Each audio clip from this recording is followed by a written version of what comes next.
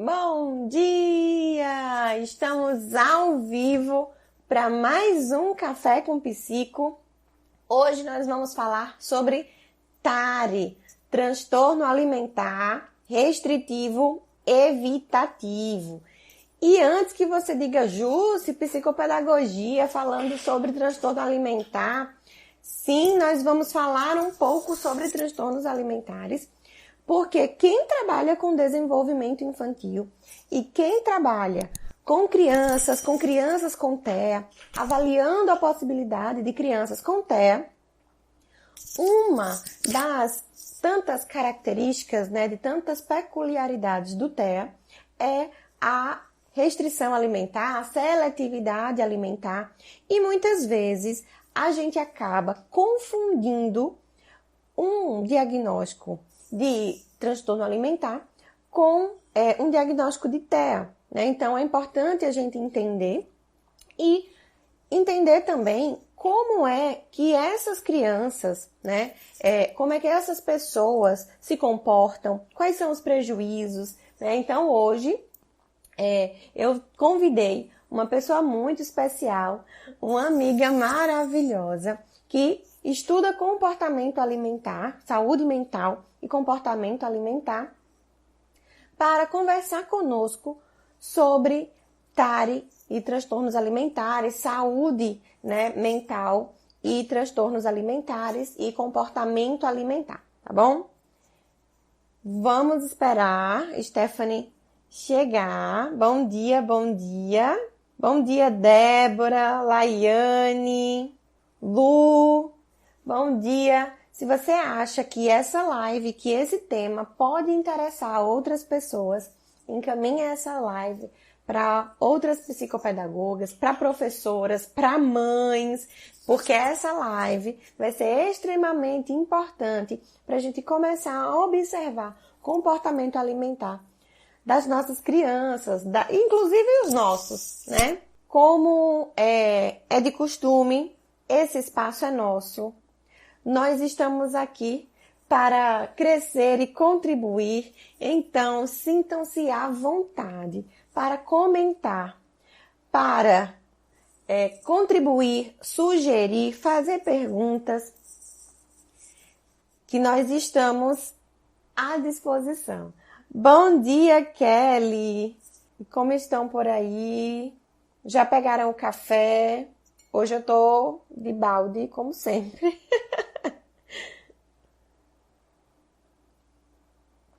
Bom dia, bom dia. Vamos ver se ocorreu alguma coisa com Stephanie. Bom dia, Ciene. Só mais um pouquinho. Acho que Stephanie tá chegando já já. Alguém pediu para participar aqui. Não, acho que foi engano. Caminhando de Deus no controle. É isso aí, Kelly. Vamos falar sobre comportamento alimentar. Hoje, uma das coisas que não vai ficar restrita, só à psicopedagogia, não vai ficar restrito só às crianças, Então, é importante que a gente observe também o comportamento dos adultos, os nossos comportamentos alimentares de outras pessoas, Bom dia, bom dia. Deixa eu ver se Stephanie chegou por aqui. Amém, Ciene. Olá, olá. Deixa eu falar aqui com Stephanie, ver se já tá tudo certo com ela. Bom dia. Deixa eu ver aqui como é que a gente... Stephanie está por aqui. Achei. Oi, gente, bom dia. Hoje vamos falar sobre comportamento alimentar, especificamente o TARI. E por que se confunde tanto com TEA? Como é que a gente pode observar as características? Vamos ver se Stephanie consegue aceitar. Vou convidar de novo, Stephanie. Acho que Stephanie não está conseguindo. Stephanie não está conseguindo participar. Ah, Jesus. Stephanie, tenta sair e entrar novamente na live, que aí eu acho que a gente consegue. Bom dia, Fábia. Vou convidar de novo para ver se você consegue, Stephanie.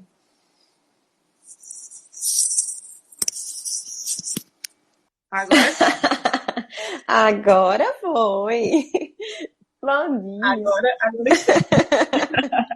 Bom dia. Bom dia, Stephanie. Tudo certo? Stephanie, eu quero agradecer demais. Você me escuta bem? Escuto. Ótimo. Conseguem me ouvir também? Ótimo, sim, senhora.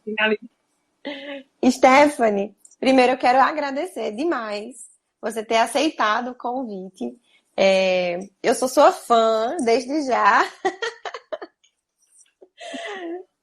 Estou muito feliz pelo convite.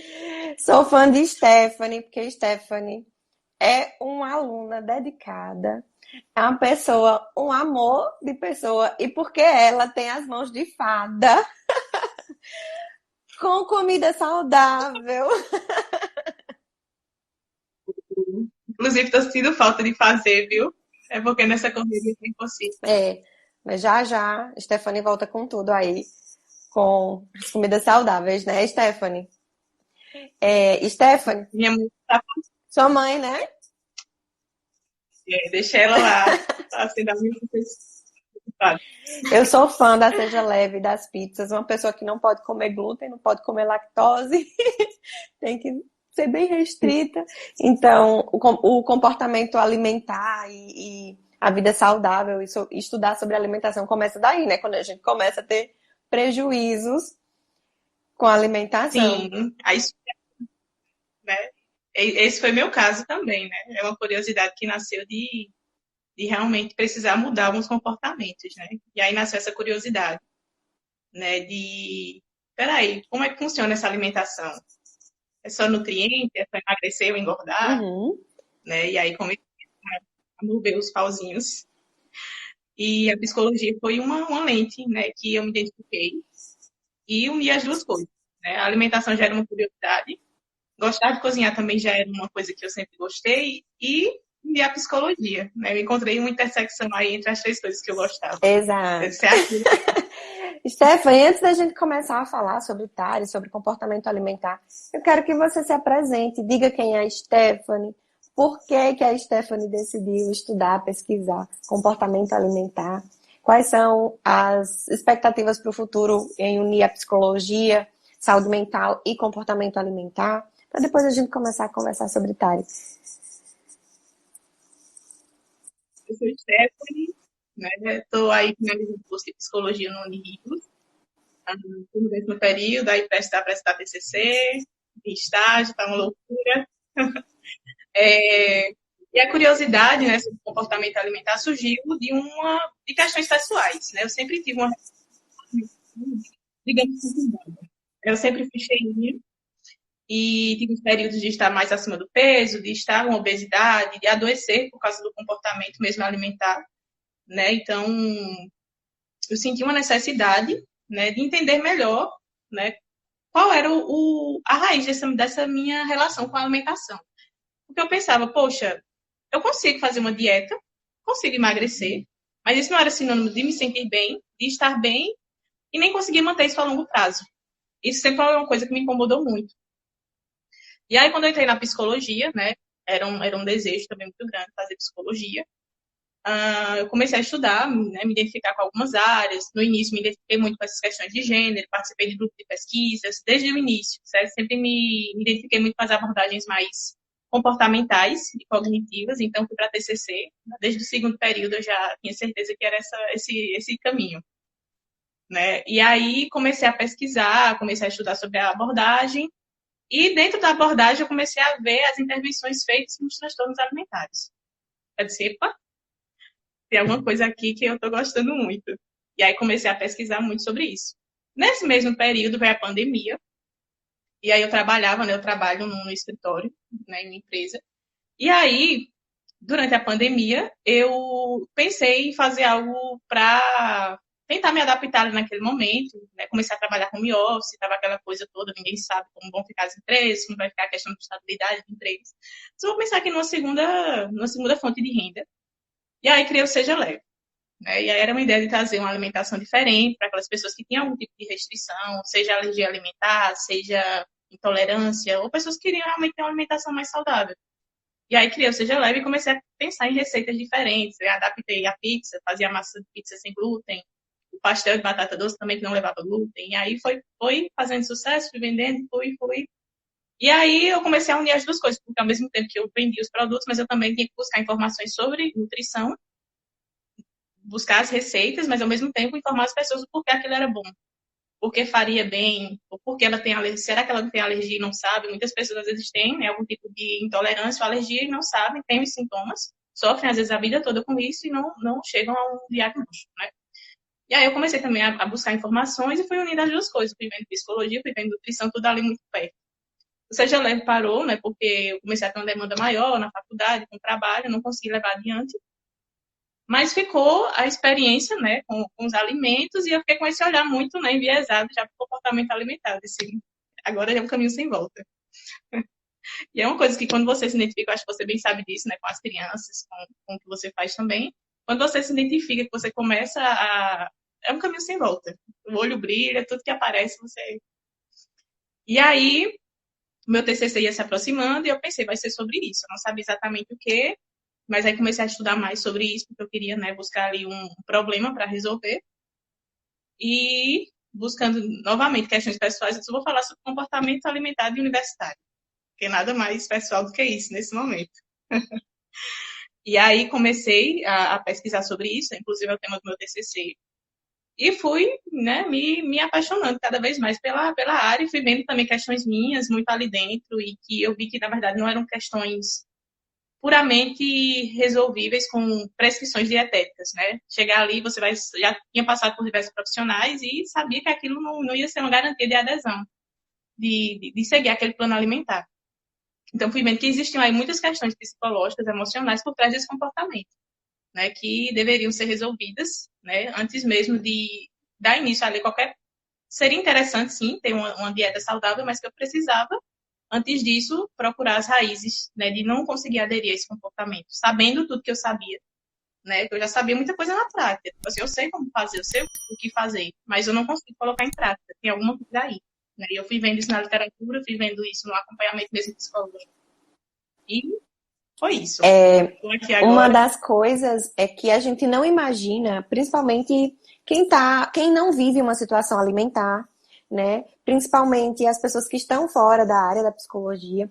Quando a gente fala em alimentação, a gente pensa em nutricionista e a gente pensa no endócrino, no gastro.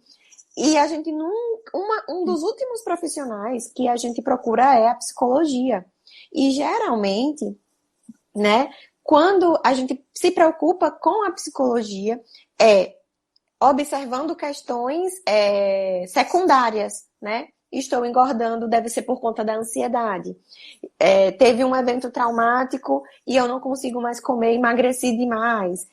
Ou então por conta de alguma doença relacionada à alimentação, à ingestão de alimentos e tudo mais, que aí os próprios médicos indicam o acompanhamento psicológico, a avaliação psicológica, né, como é no caso da bariátrica, que é compulsória, né, não tem escolha. Quem decide fazer bariátrica precisa fazer avaliação psicológica. Mas em outros comportamentos, e inclusive imaginar a psicologia unindo forças ali com a nutrição, com a endocrinologia, com o pessoal ali da gastro, então a gente fica meio que perdido, né? O senso comum da gente não faz a gente pensar diretamente na psicologia enquanto comportamento. E aí a gente que vai para TCC, que vai para comportamental, quando a gente entende que tudo é comportamento, a gente começa a pensar, então quer dizer que isso aqui tem uma explicação. Quer dizer que existe alguma coisa que me faz ter esse comportamento com chocolate, que me faz ter esse comportamento com café. As viciadas em café. Estamos aí, né? Então, quando a gente pensa em comportamento alimentar, a gente está falando também de psicologia. E existem vários transtornos alimentares, né, que se relacionam muito bem com a psicologia e que fazem aí um caminho, né, de diagnóstico e de tratamento, alinhando psicologia com outros profissionais, que é o caso do Tari, né? Exatamente. E aí você até colocou no vídeo ontem, né, assim, mas o que é que psicopedagogia tem a ver com isso, né? E tem tudo a ver, né? Porque quando a gente para pensar em desenvolvimento infantil, uma das bases, né, além das bases emocionais e psicológicas, é a nutrição. Né? A gente está falando de um corpo em processo de desenvolvimento ali a 100 por hora, que precisa ser abastecido, precisa ser alimentado, e quando isso não acontece, todo o processo de desenvolvimento cognitivo da criança é prejudicado, né? E aí eu estava até dando uma olhada assim, né, na literatura sobre, e acho que no início dos anos 60, por exemplo, no Brasil, começou a se estudar muito essa questão sociocultural e socioeconômica das crianças, né, nas escolas públicas, porque foi um período onde começou a ser inseridas, né, as crianças em maior número nas escolas. Até então a alfabetização não era um direito tão acessível, e aí foi se colocando as crianças, e aí se percebeu que essas crianças de baixa renda, elas, comparadas às crianças, né, de um nível médio ou alto ali econômico, elas não se desenvolviam do mesmo jeito, né? Começaram a buscar em muitos fatores aí esse problema. Eram mais psicossociais, era porque não eram estimulados, eram porque não eram bem cuidados. E aí se percebeu o quê?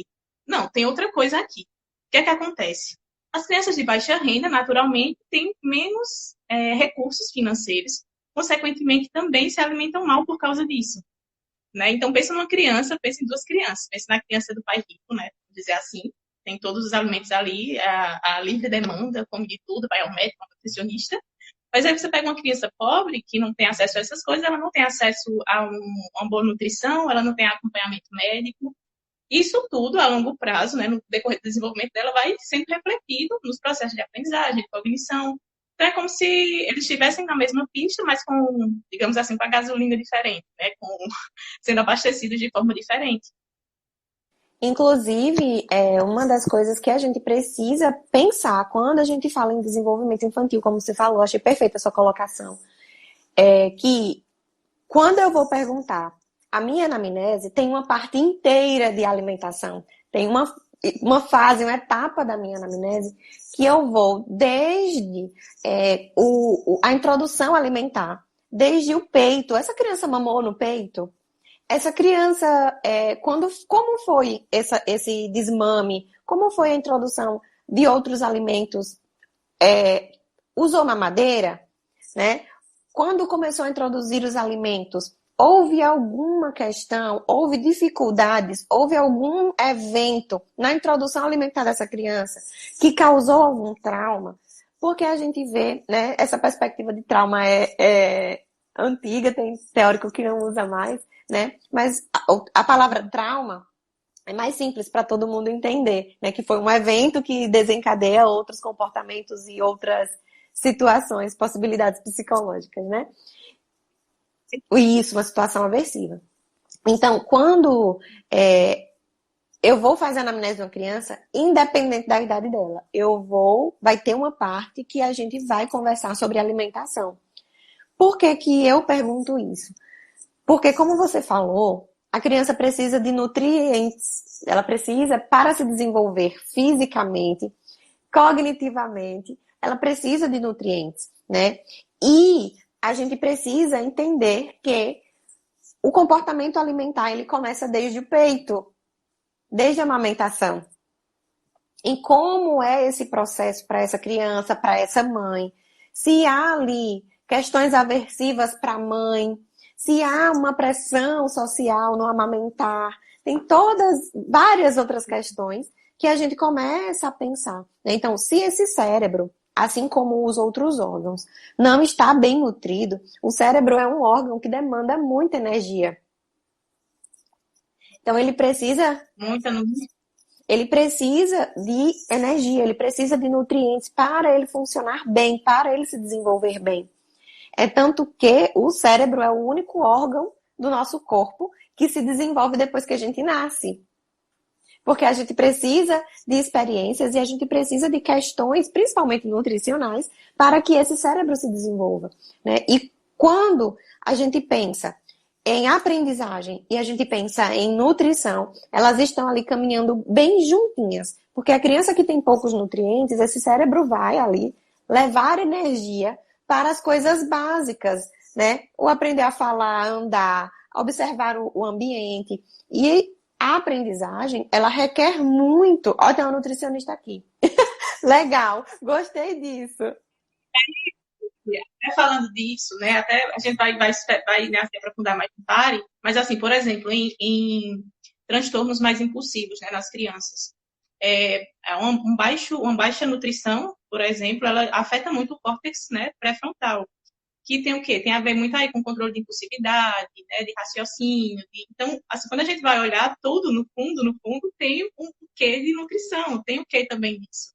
Né? Às vezes a criança ela não tem alguma predisposição genética, não tem ali nenhuma questão hereditária, mas ela tem uma questão que foi ali desde o início da infância, né, com a nutrição, né, um déficit nutricional que acarreta em diversas coisas, ou pode reverberar, né, em diversos tipos de transtornos ou problemas lá na frente. Verdade. Quando a gente fala em comportamento alimentar, não é só o comportamento em si, não é só os prejuízos que fique à vontade, viu, Giane? Para contribuir com a gente também. A nutrição está bem alinhadinha aí, né, com relação ao comportamento alimentar. Então, quando a gente pensa em nutrir o corpo, e principalmente o corpo de uma criança, a gente vai pensar que a gente vai nutrir principalmente o cérebro. Por isso que é tão importante que na introdução alimentar a gente tenha alimentos novos, com texturas diferentes, alimentos que proporcionem experiências diferentes para essa criança e alimentos naturais que tenham ali todos os nutrientes necessários para essa criança. Então, muitas vezes as crianças começam com uma introdução alimentar artificial. O pediatra diz, vamos começar a introdução alimentar. Então, vamos começar com alimentos pastosos. E aí, geralmente, muitas famílias, né, começam essa alimentação com aquela papinha da Nestlé. Que, apesar de dizer que tem todos os nutrientes e tudo mais, ali é um alimento industrializado. O gosto, o cheiro, a textura foram feitas de uma maneira artificial. Então, começa já daí as experiências. E muitas vezes o nutriente que a gente tem ali é mínimo, né? Então, não demonizando. Não demonizando, mas trazendo a realidade, né? É um alimento que é feito, todo alimento, a gente tem que pensar sempre em alimentos industrializados, pensados como uma coisa, primeiro, que é feita para durar muito tempo, mais do que o normal, né? Mais do que se ele estivesse ali na feira. E segundo, que ele tem que ser vendável. Algo para ser vendável tem que ser muito bom. Imagina que cenoura por si só, um brócolis, ele não é uma coisa que você olha assim, a não ser que você goste. Eu sou brócolis, eu sou suspeita a falar. Mas a não ser que você goste muito, a não ser que você goste muito, você não vai comprar assim. Então, o que é feito industrializado é feito para ser comprado rápido. Tem que ser palatável, tem que ser de fácil acesso. A gente sempre pensa, é saudável? Pode até ser, mas não tanto. Uhum. Não quanto deveria. Isso. Inclusive, essa introdução alimentar da criança e essas primeiras experiências, elas sofrem interferências. Você falando aí, eu gosto de brócolis, eu amo comidas saudáveis, cenoura, berinjela e abobrinha.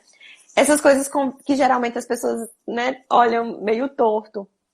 E o comportamento alimentar infantil sofre muita influência de quem vai fazer essa introdução alimentar nessa criança, né? Então, quando a gente vai fazer a introdução alimentar da criança, o comportamento alimentar do adulto influencia em como essa criança vai experienciar aquele alimento novo que está sendo introduzido, né? Então, se eu não gosto de brócolis, a tendência é que eu não introduza brócolis, né? Se eu não gosto de brócolis e eu tenho que introduzir brócolis na alimentação do meu filho, geralmente eu vou ter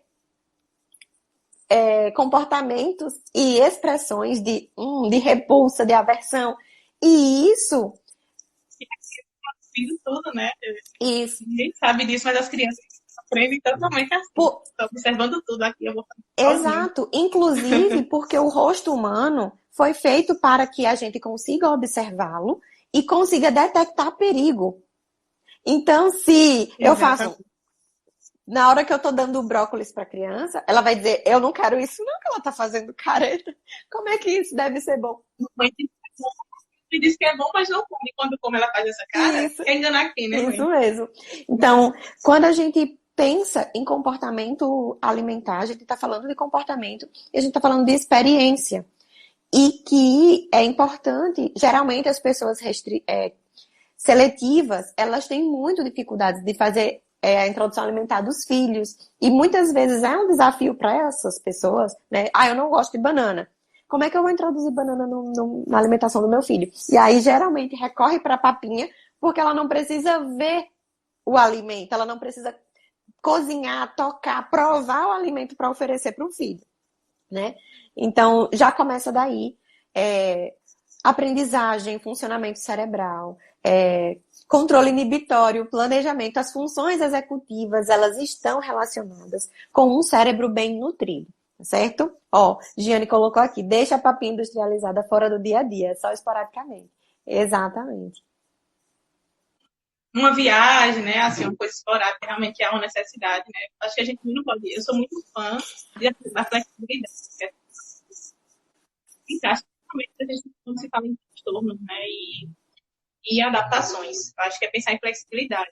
Não há nada que seja tão ruim, não há nada que seja tão bom. Existem comportamentos e a nossa relação com os né? A gente observa o quê? Começa ali na infância. A gente sabe que a seletividade, ela, como a gente já vem colocando, ela é uma coisa que tanto vem da criança, né? A gente tem questões genéticas que vão nos predispor a ter um paladar mais pro doce, ou mais pro salgado, ou mais pro azedo. Existem também as influências, né, nos nossos pares, né? Pode ser o pai, o avô, a avó. Geralmente a avó, né, tende a colocar a criança na perdição dos danoninhos e dos doces. E aí a gente para pensar que a seletividade é algo comum à criança, né? A gente vai acompanhando, vai vendo que a criança ela não gosta disso, não gosta daquilo, estou conhecendo, ela vai tendo algumas rejeições, algumas dificuldades. No caso do TARI, né, que é o transtorno alimentar restritivo evitativo, a criança ela vai ter uma rejeição muito grande, a uma demanda grande de alimentos. E isso começa a trazer prejuízos, tanto no desenvolvimento, porque ela não se nutre de forma correta, como na vida social dela, né? A criança ela vai para um restaurante, por exemplo, ela não quer comer nada do que é oferecido, ela chora, ela esperneia, ela não quer ter acesso, chega a ter, muitas vezes, pavor do alimento. Como também passa a ter que ser suprida com suplementos, porque a alimentação dela em si não oferece. Esses são um dos critérios, né, inclusive, para começar a pensar no diagnóstico. Quando a criança ela não come a tal ponto que precise realmente ter ali um suporte suplementar para poder ter essa nutrição completa.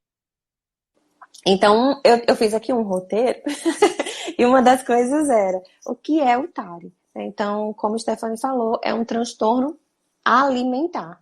E quando a gente fala em transtornos alimentares, uma coisa que é importante, que a gente só consegue fazer o diagnóstico através da observação direta desse comportamento, né?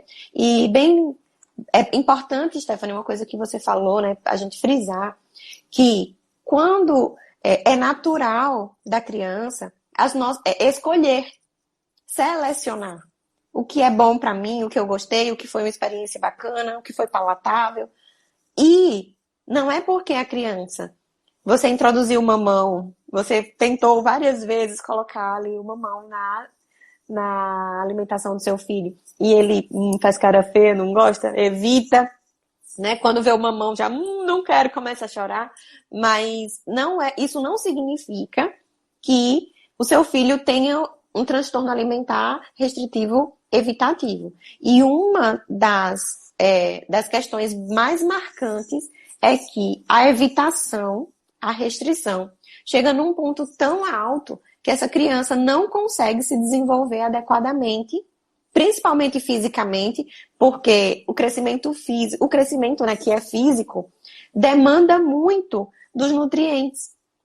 Então, essa criança, ela se desenvolve pouco. E uma das características marcantes para são critérios diagnósticos, né? Para o diagnóstico do TARI é a necessidade da suplementação, de você precisar, principalmente por via de sonda em algumas vezes, que as crianças ficam tão debilitadas e evitam tanto o comer que precisam serem suplementadas através de sonda, né? Então, é importante que a gente pense, toda vez que a gente pensar em algum transtorno, a gente aprende na faculdade, né, Stephanie? Para fazer um diagnóstico de algum transtorno, precisa trazer prejuízo significativo para a pessoa, né? Então, Stephanie, eu queria que você falasse um pouquinho das características do TARI.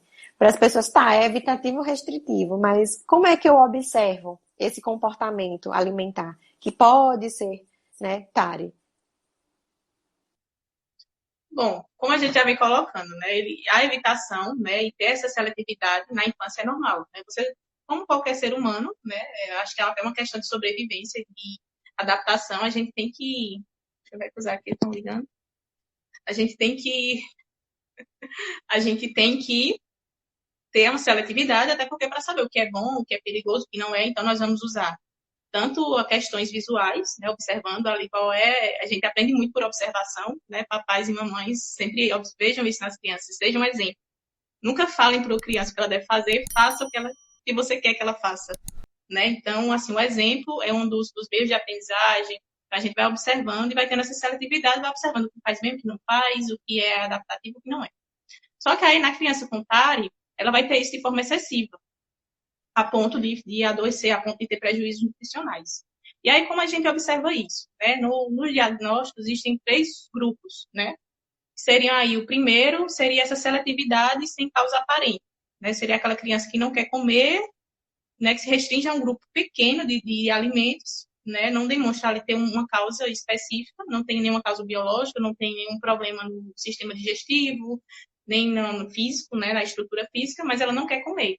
Ela não quer comer, só quer comer aquele alimento. Né? Digamos que ela só quer comer arroz, feijão, todo dia, não come carne, não come frutas, legumes, sem motivos, né, ali que sejam aparentes. E aí ela começa a ter prejuízos, começa a perder peso. Muitas vezes não perde peso, que é algo importante, porque digamos que essa criança, a seletividade dela seja para comer danoninho, pão e bolo da vovó. Essa criança não vai perder peso. Mas ela vai estar super desnutrida e não vai ter os nutrientes necessários para o desenvolvimento. Ela vai continuar, e pode estar até acima do peso, mas super desnutrida. Você chegou num ponto muito importante. As pessoas acham que criança gordinha, rechonchuda, de bochechinha, de dobrinha, é uma criança saudável. E não é, gente. A gente precisa prestar atenção. Lógico que uma criança muito magra chama a atenção também, mas muitas vezes é o biotipo da pessoa, né? É a herança genética de ter um corpo magro, que eu não tenho, infelizmente. Porém, a criança que é gordinha, que é rechonchuda, que tem bochechinha, muitas vezes está sendo alimentada por esse comportamento restritivo, por esse comportamento aí mais seletivo, né? Por doce, por chocolate, pela própria mamadeira, porque muitas mães acham que a mamadeira, que o mingau, que a papinha, que o mucilon e outros produtos, né, são altamente nutrientes, né? E aí, não quer comer, então vou dar mamadeira. Não quis almoçar hoje, vou dar a mamadeira. E às vezes essa criança tá ali gordinha, porque geralmente esses produtos têm muito açúcar, tem muito carboidrato. O danoninho, né? Tá ali, tem muito açúcar, muito carboidrato, a criança tá ali gordinha. Ai, que linda, tá saudável. E muitas vezes essa criança tá com um déficit nutricional gigante, né? Exatamente. E aí são alimentos extremamente palatáveis, né? Ou seja, para uma criança é muito fácil gostar de danoninho, gostar de açúcar, né? E aí uma criança que nunca teve contato ali com outros tipos de alimento, ela se fecha num ciclo, muitas vezes é condicionado, né? A gente tem que pensar sempre que o TARI, ele não necessariamente vem desse condicionamento, mas se às vezes uma criança, por isso que é importante também o diagnóstico diferencial, né? Ter cuidado com isso, porque às vezes é uma criança que está condicionada àquele ciclo. Tipo assim, as compras dos pais em torno de biscoito recheado, danoninho, biscoito maisena, geralmente o pessoal gosta de dar o biscoito maisena ou danoninho. Então, assim, a criança, ela se fecha naquele ciclo ali, né? O paladar dela tá tão acostumado. Se você vier dar um brócolis, a criança vai dizer, isso aqui é horrível, eu não quero isso. Eu não ia querer, né? Então, imagina. E aí a gente pensa no segundo grupo, né? O primeiro grupo é esse grupo que não tem uma especificidade, assim, né? A criança ela não quer aqueles alimentos, ela só quer aqueles e acabou. E aí, no segundo grupo, geralmente está ligado à textura, né? Ligado à textura, às cores, a criança ela começa a ter uma seletividade observando isso. Então, tem alguns alimentos, por exemplo, a gente vê isso muito em comorbidade com o TEA, né? Por exemplo, de observar o alimento que é muito cheio de cores ou que é áspero. Então, a criança ela se apega muito ao formato e à textura dos alimentos. E por isso ela cria uma aversão muito grande a esse alimento. Vamos supor que uma criança que ela não gosta de nenhum alimento verde, ela não vai comer nunca nenhum alimento verde, porque para ela aquilo ali traz algum aversivo, né? Traz alguma coisa ruim, remete a algo ruim. Ou a texturas também, ao arroz, de repente ela não gosta da textura do arroz. E ela começa a ter esse comportamento direcionado a muitos alimentos.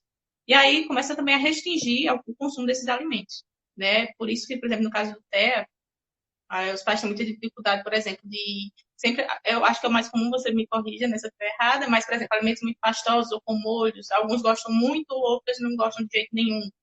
Então, assim, eles sempre têm um padrão de comportamento que é muito semelhante e se restringem àquele tipo de alimento. Isso.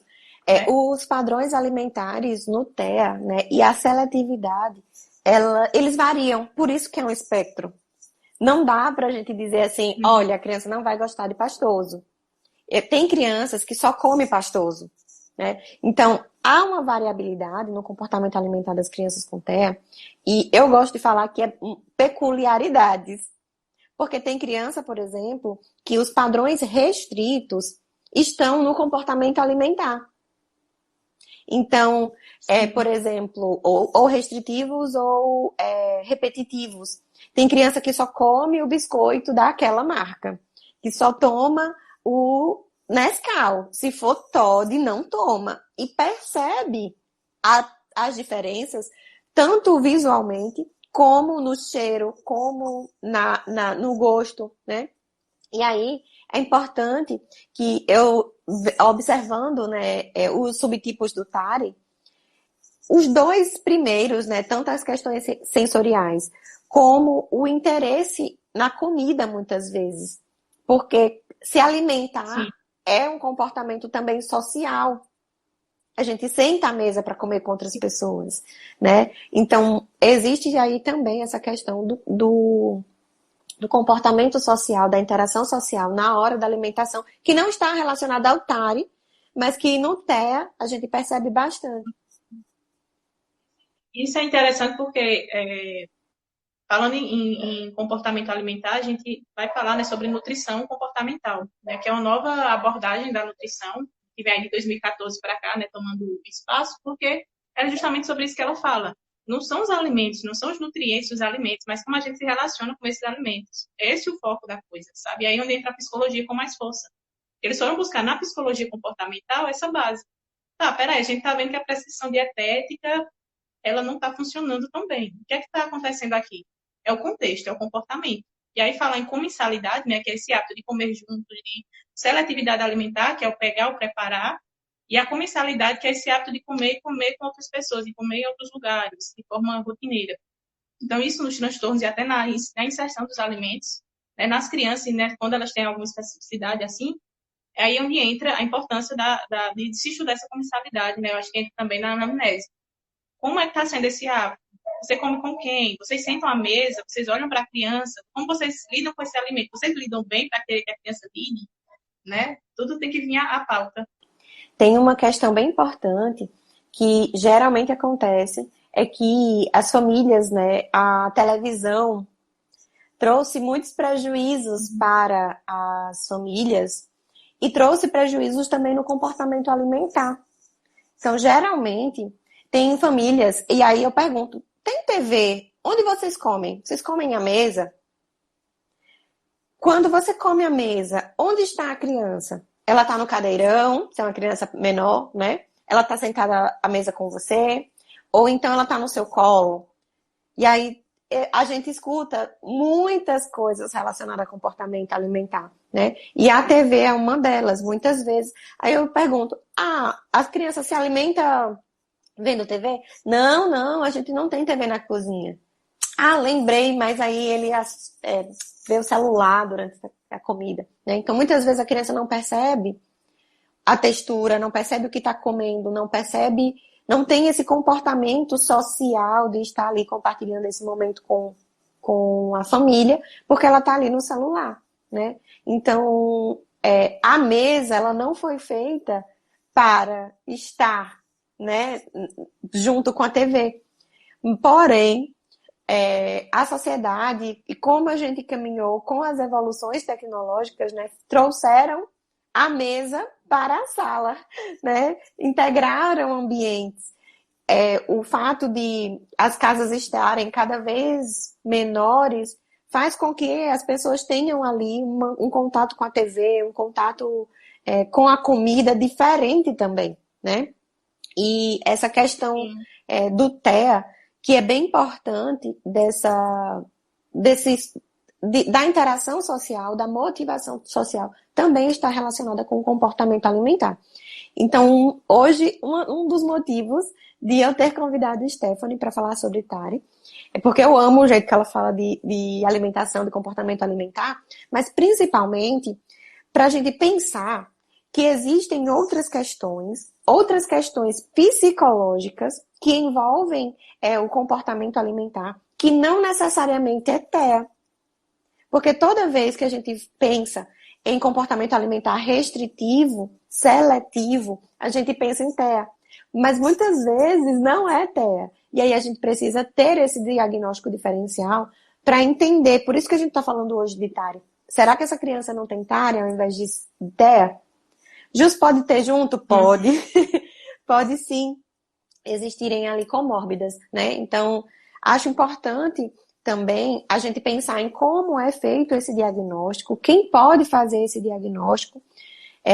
Stephanie falou que dos comportamentos, um dos critérios diagnósticos mais marcantes é essa evitação e essa restrição, né? E Stephanie, me diga, quem pode fazer esse diagnóstico? Estou observando no meu filho comportamentos restritivos e evitativos. O que é que eu faço? O que é que eu posso fazer? A quem eu recorro primeiro? Bom, Jussi, o interessante, né, observando o que se percebe quando se percebe esse comportamento, né, e os prejuízos, o primeiro passo é procurar geralmente um clínico, porque aí vai se procurar um problema mais físico, né? Vamos ver aqui na questão de estrutura mesmo, do biológico, o que é que tem de errado. E aí vai fazer todo tipo de exame, e muitas vezes não se constata nada, ou o que se constata já é o prejuízo dessa alimentação restritiva, né? Porque aí a criança já está ali provavelmente com falta de minerais, e geralmente quando os pais eles vêm recorrer, né, a um auxílio médico mesmo, já é quando vê esse prejuízo de forma muito acentuada. E aí o segundo passo vamos com o gasto. E aí o gasto ele pode perceber ali se há um problema ou não, e de repente também não tem. O que pode acontecer, por exemplo, no grupo 3, acho que faltou falar sobre, no grupo 3 geralmente envolve mais uma fobia de alimentos. A criança ela teve ali uma experiência ruim com algum alimento, alguma experiência por causa de alguma doença mesmo, vamos supor que ela tem algum tipo de refluxo. Então, essa criança, ela, ao se alimentar, ela sente dor, né? Ela tem ali uma inflamação no esôfago, ela vomita, ela passa mal, então ela começa a ter medo de se alimentar, porque ela lembra do evento, né, da dor que ela sentiu. O engasgo, por exemplo. A criança que teve uma asfixia por engasgo, ela vai ter medo da comida. E aí é importante até a gente pensar e tocar nesse assunto, porque às vezes a criança engasgou ali, a gente corre, presta os socorros e a gente não liga a situação de evitação alimentar àquele incidente. Exatamente. Então, é sempre importante, essa é uma questão crucial, acho, na anamnese, para entender o contexto, como foi que isso apareceu, como foi que isso surgiu. Porque aí, dentro desses acontecimentos, né, um gatilho ali, né, um fator estressor para a criança pode ter desencadeado esse comportamento. Então, pensando nisso, e aí vamos supor que essa criança tem algum problema realmente, né, com refluxo, né, o gastro ele pode até detectar isso, mas isso não vai ser, digamos assim, a resolutiva do problema. Então, assim, eu estou fazendo assim, um caminho que geralmente é feito porque, como a gente já apontou, as questões psicológicas, elas sempre vêm por último. Então, assim, eu vou primeiro aqui, eu vou aqui, aí por último, pode acontecer o contrário, mas geralmente é o processo, né? E aí se chega o quê? No psicólogo, né? No psicólogo ou psiquiatra. Que aí vai ver que é uma questão mais comportamental, porque se nos exames, né, teve ali um fator, uma desnutrição, uma falta de, talvez as taxas não estejam tão adequadas, mas aí passa uma suplementação, mas a criança ela não muda o comportamento. Então, assim, você passa um curativo ali no problema, mas o comportamento da criança ela persiste.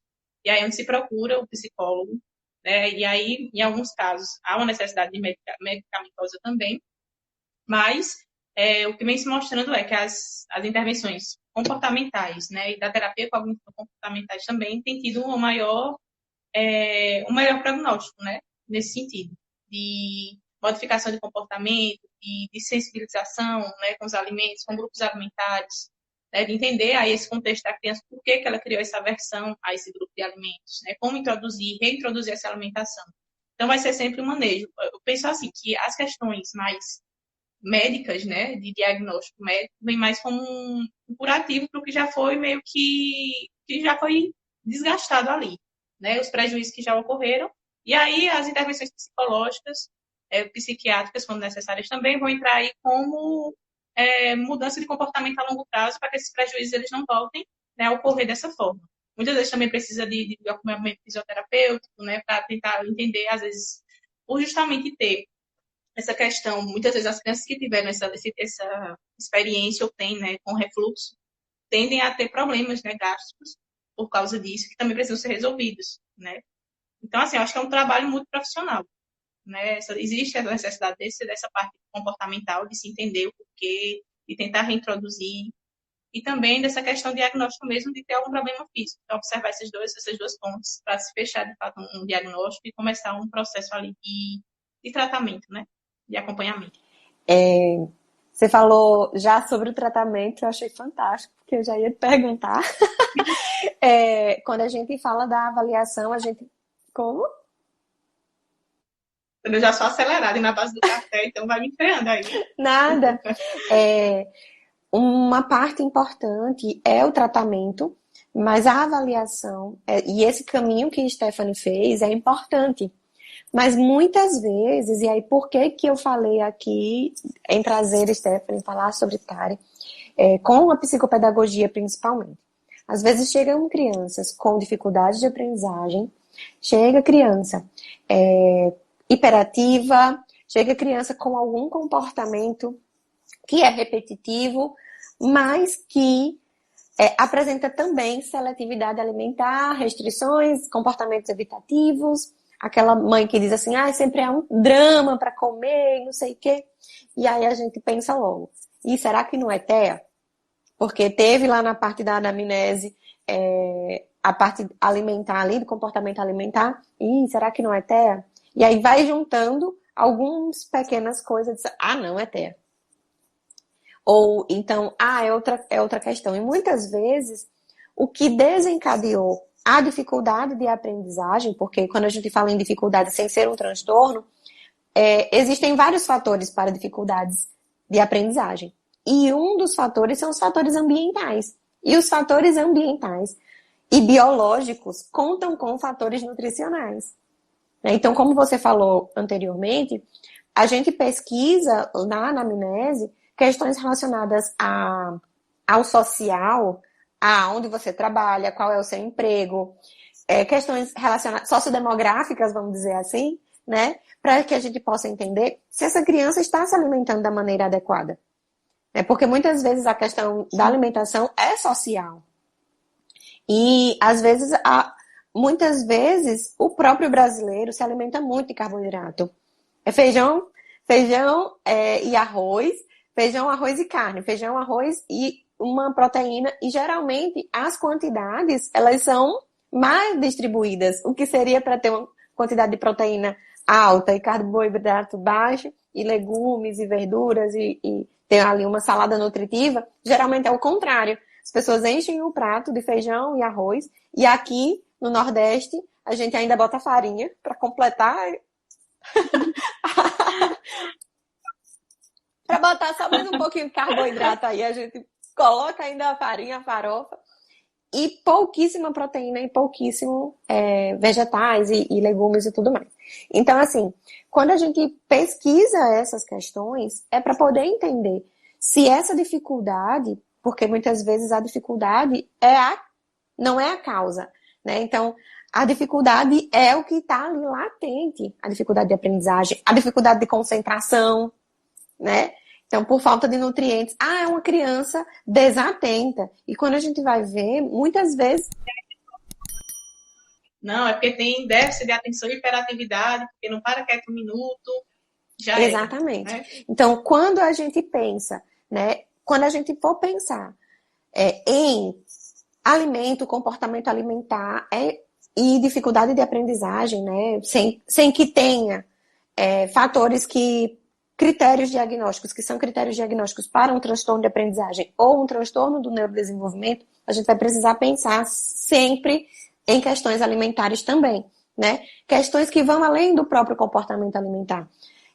Uma questão com as crianças de escola pública, por exemplo, ou que estão ali em bairros periféricos da cidade, que tem ali uma situação econômica diferente, a gente sempre vai precisar pensar em como essa criança está se alimentando, né? Então, muitas vezes a criança vai para a escola e só tem aquele alimento da escola, a merenda da escola. Que foi por isso que foi implementada a merenda escolar, que né, dentro da educação, existe uma verba para a alimentação. Porque muitas vezes a única alimentação da criança, ou a única alimentação nutritiva, vou colocar bem entre aspas, porque às vezes não é um suco de pacote com biscoito. Mas muitas vezes a criança tem ali, a única refeição é na escola, é o lanche, é a merenda da escola. E pensar em dificuldade de aprendizagem é pensar também em questões relacionadas à nutrição.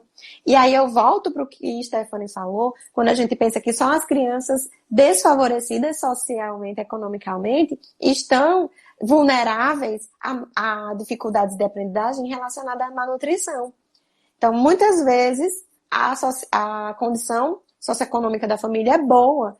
E por isso tem o Toddy, tem o Danone, tem a pipoca de micro-ondas. E aí, o comportamento dessa criança alimentar é totalmente diferente. E aí, ela é malnutrida também, ela pode ter também dificuldades de aprendizagem. Exato. Então, assim, você vê, assim, é sempre importante, eu acho que, para mim, pelo menos, na minha visão, é sempre algo muito... Falar em transtorno, falar em sofrimento psíquico, falar em saúde mental, falar em comportamento alimentar. É sempre a gente contextualizar. É a gente pensar nos multifatores, né? A gente não sabe que não existe causa e efeito quando se fala, né, nisso, mas a gente sabe que existe aí multifatores, né? E a gente tem que pensar desde as questões socioculturais, por isso que um dos critérios diagnósticos também é onde é que essa pessoa está inserida. Na cultura dela diz que comer assim é errado, talvez na cultura dela diga que é certo comer assim, ela aprendeu que é assim, para eles lá é normal. De repente, para uma pessoa é normal ela só comer arroz e feijão todos os dias, né, digamos. Porque na cultura dela ela foi ensinada que é assim, sabe? Então a gente tem sempre que contextualizar e ter esse olhar, digamos assim, muito humanizado, né? Para não colocar uma pessoa, principalmente uma criança, dentro de uma caixinha e dizer, olha, você é isso, passar isso para os pais, porque você sabe que receber um diagnóstico nunca é uma coisa muito tranquila, e de repente você não contextualizando, não observando todos esses pontos, você pode trazer um diagnóstico ali e trazer um impacto muito grande para uma família. Ou não também trazer esse diagnóstico e trazer um impacto também. Né? Então, é sempre pensar em questões socioculturais, socioeconômicas, por que essa criança não tem acesso à alimentação, por que ela tem acesso à alimentação e de repente tem uma alimentação boa, como esses pais se relacionam com essa alimentação, como esses pais se relacionam com essa criança, como essa mãe se relacionou com a criança desde a amamentação, foi uma coisa aversiva para ela talvez passou isso para a criança também, né? Então, é uma construção. O nosso comportamento é uma construção e o comportamento alimentar não deixa de ser diferente. É uma construção, envolve afetos, envolve emoções. E, se falando em transtorno, né, como TARI, existem essas especificidades. Então, é entender que aquela criança provavelmente vai ser aquele adulto chato para comer, mas que ele seja um chato para comer, mas se procure aí formas de se adaptar, se adequar, que pelo menos ele não sofra prejuízos. Porque a gente sabe que Falar em remissão total, dizer que a pessoa não vai mudar completamente, não vai, né? Sendo realista. Mas que ela vai adaptar o comportamento dela para que ela não tenha o mínimo possível ali de prejuízos, né? Nesse sentido. Exatamente. E uma questão, né, é pensar justamente no prejuízo. E muitas vezes, quando a criança tem TARI, os pais, eles só procuram quando o negócio tá muito sério, né? E quem trabalha com comportamento alimentar e quem trabalha com criança precisa ficar atento os mínimos detalhes. Porque às vezes não há um prejuízo significativo, mas a criança dá sinais que aquela situação pode piorar, né? Então, Justo, você está querendo dizer que eu devo ficar preocupado porque meu filho não come brócolis. Não! Eu quero que você se atente a essas dificuldades e aos prejuízos que essa dificuldade em comer determinado alimento traz. Muitas vezes, por exemplo, tem gente que não come sushi, porque não come, não gosta da textura, não gosta porque a comida da temperatura, porque geralmente é frio, né? Então, tem muitas questões aí relacionadas que a gente vai precisar observar. Mas sempre que a gente pensar num transtorno, a gente vai pensar primeiro nos prejuízos significativos e depois que essa remissão total não existe, né?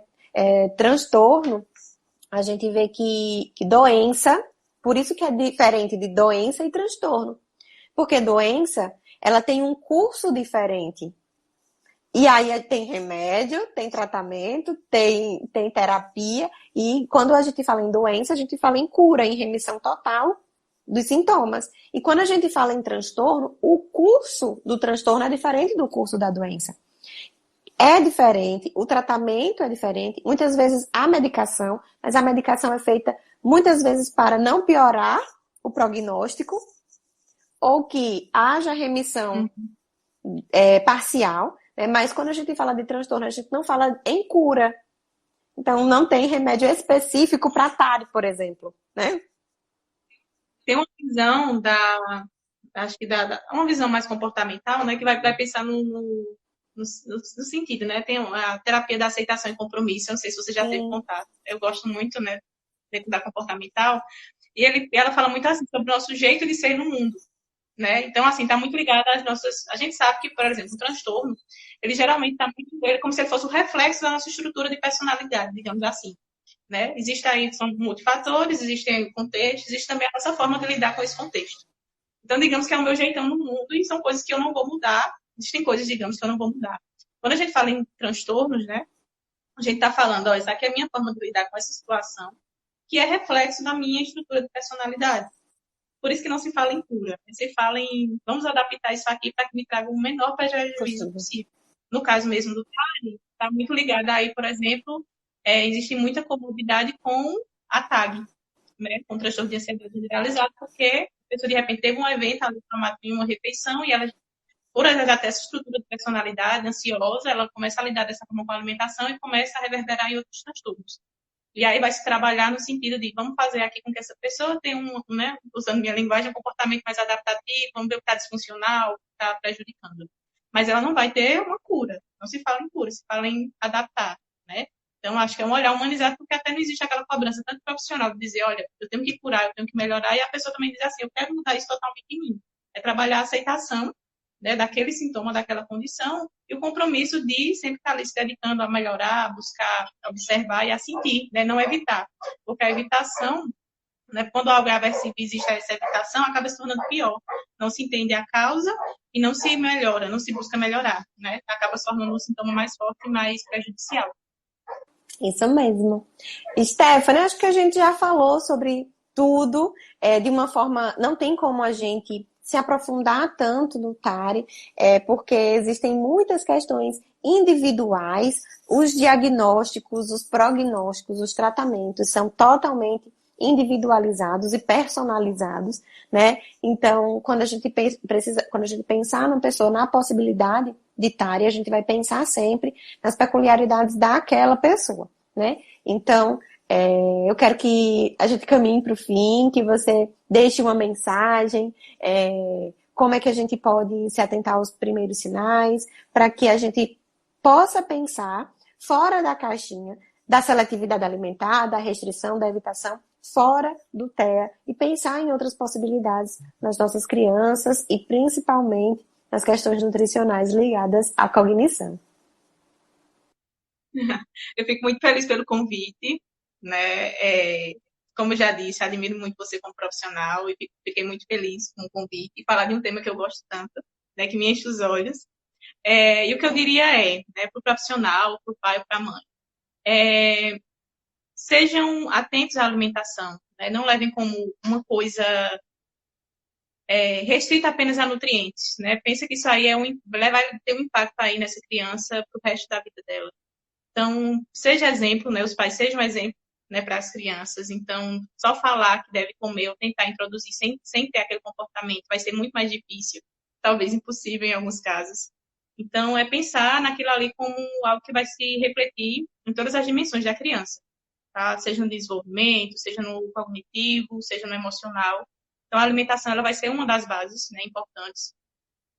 E não só o alimento em si, mas como você se relaciona, né? Como você se relaciona com esse alimento, como você se relaciona com a criança no momento da alimentação, né? Na comensalidade, ter esse hábito de comer com a criança, de ter o afeto envolvido, porque, né, a gente vai condicionar a criança a ligar a alimentação a algo positivo emocionalmente também, tá? Então, não agir com agressividade ou de forma impositiva, né, durante esse momento de alimentação, mas entender quais são as preferências e no tempo da criança também. Nem tudo, né? Nada de ser goela abaixo, assim, você tem que comer, porque a criança vai criar uma aversão e vai ser pior. Então, acho que é isso, é ligar as duas coisas, né? O afeto, os bons alimentos e a paciência, e observar também se existe, sim, algo ali que pode ser prejudicial e buscar ajuda profissional, né? Quando isso ficar mais claro. Sempre buscar ajuda profissional. Stephanie, muito, muito, muito obrigada. Eu nem sei como agradecer a sua contribuição. Acho muito importante. Eu queria já trazer um profissional da nutrição, principalmente, para a gente falar de nutrientes mesmo, né? Mas antes disso, eu queria introduzir, porque do nada chegou uma pessoa, um nutricionista aqui, falando como psicopedagoga, que loucura é essa, né? E aí eu queria trazer a psicologia para perto, né? O comportamento para perto dos transtornos, para perto da psicopedagogia, para a gente relacionar com a aprendizagem. E aí depois, quem sabe, convidar uma nutricionista para falar em termos mais técnicos da nutrição, né? Mas eu fiquei muito feliz em você ter aceitado o convite. Muito, muito, muito obrigada. Desejo muito sucesso para esse finalzinho aí de fase e para o início da próxima. Tenho certeza que você vai ser uma profissional exemplar, que a sua dedicação, né, com o curso, principalmente com esse olhar humanizado para as pessoas e para os alimentos, vai te trazer muito sucesso. Mesmo que a gente não converse tanto os públicos, provavelmente, né? Mas saiba que você tem uma fã, uma admiradora, uma torcedora da sua carreira. Obrigada, Ju. Agradeço muito o convite e fica aqui a admiração também. É recíproco. Obrigada, obrigada, obrigada. Deixa eu tirar um print para colocar aí. Vamos fazer poses paralisadas para que quem quiser postar aí, marque a gente no Instagram. Eu vou repostar todo mundo. Aproveite. Se você não segue Stephanie ainda, é Stephanie, Cristina, Psi, tudo junto. Aproveite aí já. Coloque aí. Desça aí lá no tema da live, tem uma setinha, você clica e tem que seguir Stephanie. Siga, que ela está trazendo sempre conteúdos relacionando a psicologia com o comportamento alimentar, com a alimentação, que é bem bacana para os curiosos e para, de forma geral, né? Então, sigam Stephanie, marca a gente, se tirar o print, que a gente eu vou compartilhar, e fiquem à vontade também para me perguntar. Eu acho que Stephanie também, se alguém tiver alguma dúvida, quiser ir lá perguntar, acho que Stephanie vai estar à disposição para responder de bom grado, tá certo? Vamos fazer um print.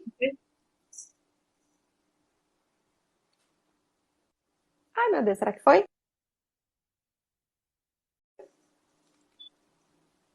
Acho que foi. Acho que foi. Gente, muito, muito, muito obrigada por estar conosco nessa manhã de sábado. Obrigada. Muito obrigada, Stephanie. Um cheiro. Bom sábado. Eu agradeço. Bom sábado, pessoal. Tchau, Tchau, tchau. tchau.